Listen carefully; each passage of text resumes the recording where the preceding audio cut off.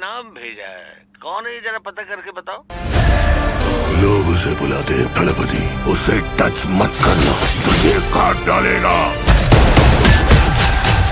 दोस्तों, थलापति विजय की फिल्में जब भी आती है तो साउथ सिनेमा में नहीं बल्कि पूरे इंडिया में उनका अलग ही माहौल बन जाता है। लेकिन जननायकन को लेकर बात थोड़ी अलग है, क्योंकि इस बार बात सिर्फ एक नई फिल्म की नहीं है बल्कि विजय के उस सफर की है जहां एक तरफ तो वो बड़े पर्दे पर अपने फैंस को आखिर बार एंटरटेनमेंट करते हुए नजर आ रहे हैं और दूसरी तरफ उनका पॉलिटिकल कैरियर शुरू हो चुका है। तो सवाल ये है कि जननायकन विजय के करियर को एक शानदार फेयरवेल दे पाती है या फिर ये फिल्म सिर्फ विजय के नाम और उसके स्टार पावर पर ही टिकी हुई है। फिल्म देखने के बाद सबसे पहले इसकी कहानी की बात करें तो यहाँ विजय एक ऐसे आदमी के किरदार में नजर आते हैं जो सिस्टम के खिलाफ खड़ा होता है। कहानी में पॉलिटिक्स है, पावर का खेल है और इसके साथ एक्शन भी देखने को मिलता है। लेकिन फिल्म सिर्फ एक आदमी की लड़ाई नहीं दिखाती, इसके पीछे एक बड़ा मैसेज देने की कोशिश भी की गई है। और अगर आपको भगवत केसरी याद है तो जननायकन की कहानी में आपको कुछ चीजें जानी पहचानी जरूर लग सकती है, क्योंकि डायरेक्टर एच विनोद ने बताया है कि फिल्म का आइडिया तेलुगु मूवी भगवत केसरी से लिया गया है, लेकिन ये पूरी तरह उसी की कॉपी नहीं है। कहानी में काफी बदलाव किए गए हैं और इसे विजय के कैरेक्टर और पॉलिटिकल थीम के हिसाब से अलग से दिखाया गया है। यानी अगर आपने ओरिजिनल फिल्म देखी है तो कुछ मोमेंट आपको पहले से समझ आ सकते हैं, लेकिन जननायकन की कहानी में पॉलिटिक्स और विजय का कैरेक्टर इसे एक अलग डायरेक्शन देने की कोशिश करता है। अब बात करते हैं तो भाई ये वही चीज है जिसके लिए, अब विजय की बात करें तो भाई ये वही चीज है जिनके लिए उनके फैंस थिएटर तक पहुंचते हैं,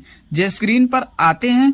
उनका स्टाइल और उनका स्क्रीन प्रेजेंस अपने आप पूरा माहौल बदल देता है। एक्शन सीन्स हो, मास मोमेंट हो या फिर इमोशन सीन्स, विजय अपने फैंस को सब देने की पूरी कोशिश करते हैं जिसकी उनसे उम्मीद की जाती है। उनके साथ पूजा हेगड़े, बॉबी देओल, ममिता बैजू और प्रकाश राज जैसे एक्टर भी नजर आते हैं। बॉबी देओल का कैरेक्टर कहानी में विजय के सामने एक मजबूत ऑपोजिशन खड़ा करता है, जिसकी वजह से दोनों के बीच टकराव ही फिल्म को आगे बढ़ाता है। फिल्म के एक्शन सीन्स भी बड़े स्केल पर बनाए गए हैं और म्यूजिक भी विजय के फैंस के हिसाब से माहौल बनाने का काम करता है। जब विजय का कोई बड़ा मोमेंट आता है तो थिएटर में बैठे उनके फैंस के लिए वो सीन्स अपने आप में स्पेशल बन जाता है। लेकिन यहाँ फिल्म की कुछ कमियां भी है। अगर आपने भगवत केसरी पहले से देख रखी है तो आपको कहानी का कुछ हिस्सा पहले से पता लग सकता है। कई जगह ऐसा महसूस होता है कि आगे क्या होने वाला, इसका अंदाजा पहले ही हो जाता है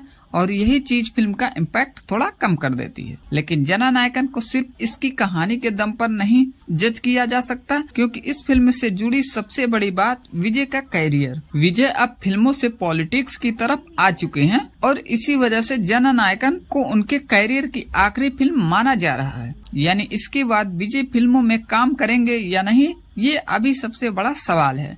इसलिए उनके फैंस के लिए ये फिल्म सिर्फ एक मूवी नहीं है बल्कि विजय को बड़े पर्दे पर देखने का एक खास मौका है। यही वजह है कि फिल्म के कुछ इमोशन सीन्स का असर फैंस पर ज्यादा पड़ रहा है, क्योंकि जब आपको पता हो कि शायद ये विजय की आखिरी फिल्म हो सकती है तो उनकी हर एंट्री, हर डायलॉग और हर बड़े सीन्स को देखने का एक्सपीरियंस थोड़ा अलग हो जाता है। हालांकि डायरेक्टर एच विनोद ने ये भी कहा है इसे विजय की आखिरी फिल्म के तौर पर नहीं देखा जा सकता, क्योंकि इसे सीएम विजय की पहली फिल्म की तरह भी देखा जा सकता है। यानी उनका इशारा साफ है कि विजय का अगला चैप्टर अब पॉलिटिक्स से जुड़ा हुआ है। तो अगर आप विजय के फैंस हैं, आपको मास एक्शन पसंद है और आप उन्हें बड़े पर्दे पर देखना मिस नहीं करना चाहते तो जननायकन अब आपके लिए एक बार थिएटर में देखने लायक फिल्म हो सकती है। फिल्म में कुछ चीजें आपको पसंद आएगी, कुछ कहानियां आपको पहले से पता होगा और अगर आपने भगवत केसरी देखी है तो कंपेयर भी कर सकते हैं। लेकिन विजय का स्क्रीन प्रेजेंस, एक्शन, म्यूजिक और सबसे बड़ी बात उनके कैरियर से जुड़ा ये इमोशन कनेक्शन फिल्म को खास बना देता है। मेरे हिसाब से जननायकन को सिर्फ एक मूवी की तरह